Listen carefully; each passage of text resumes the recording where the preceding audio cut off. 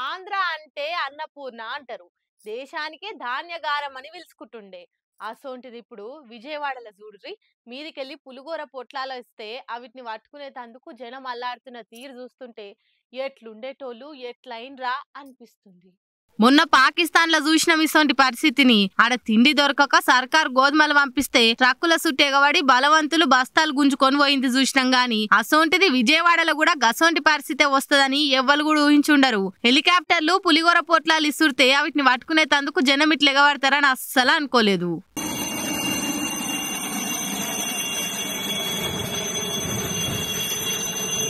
వరద ఎంత ఘోరం చేసింది. పొట్ట నింపుకునేటందుకు పొట్లాలను పట్టుకునేటందుకు గీ తీర్ల పోరాటం చేస్తున్న తీరు చూస్తుంటే ప్రకృతి ముంగట మన బతుకులెంత అనిపియబట్టింది.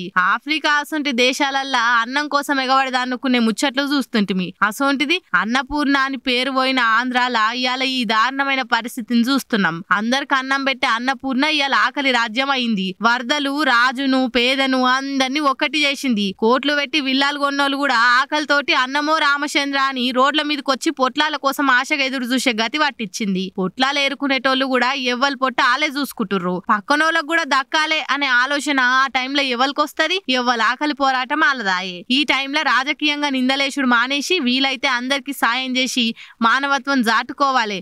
కానీ ఆంధ్రలో ఇప్పుడు అదే కరువైంది. ప్రతిదాన్ని రాజకీయ కోణం చూసుకుంటా ఒగలు దుమ్మెత్తి పోసుకుంటుర్రు. ఏందో ఏమో.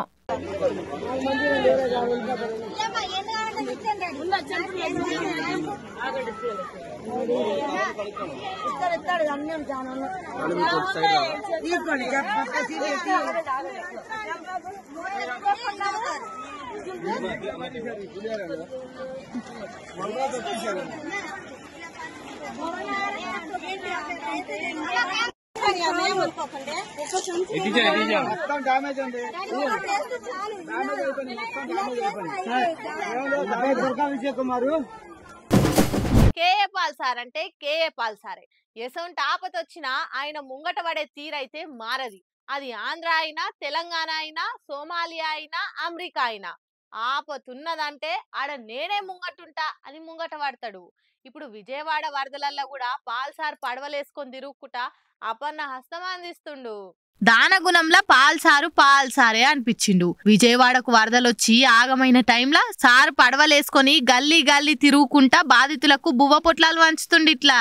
నన్ను చూసి నవ్వకుంటా మీరు కూడా పోయి నలుగురికి సాయం చేయుండ్రి, మానవత్వం సాటుకొండ్రి అని చెప్తుండు.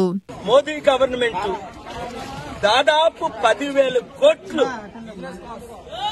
ఆంధ్రప్రదేశ్ కి 10,000 కోట్లు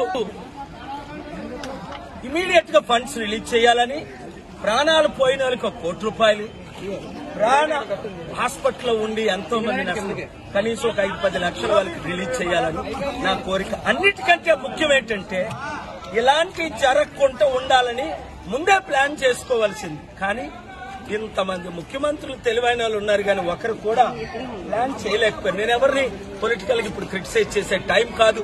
ముఖ్యమంత్రి చంద్రబాబు నాయుడు గారు కలిస్తే దీనికి కావాల్సిన వనరు మోదీ గవర్నమెంట్ అదానీ అంబానీకి 12 లక్షల కోట్లు రుణమాఫీ చేశారే, 10 కోట్లు 2 తెలుగు రాష్ట్రాలకి 10,000 కోట్లు 10 లక్షల కోట్లు కాదు రిలీజ్ ఇమీడియట్ గా చేయాలని డిమాండ్ చేస్తున్నాను. అందరి కొరకు ప్రార్థించండి. ప్రాణాలు పోయిన కుటుంబాల కొరకు, ఇలాగా లక్షల మంది బాగా ఇబ్బంది పడుతున్న వారి కొరకు మీ వంతు మీరు సేవలు చేయండి. మీరే వంటలు చేయండి, మీరే ఫుడ్ డిస్ట్రిబ్యూట్ చేయండి, మీరే యూత్.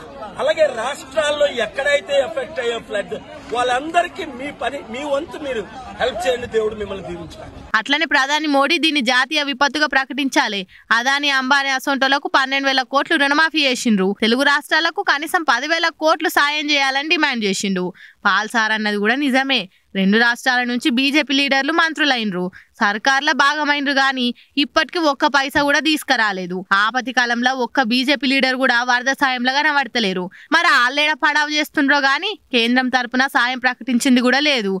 అదే బీమారి రాష్ట్రాలకైతే అద్దన్నా తీసుకుపోయి సాయం చేస్తుంటారు.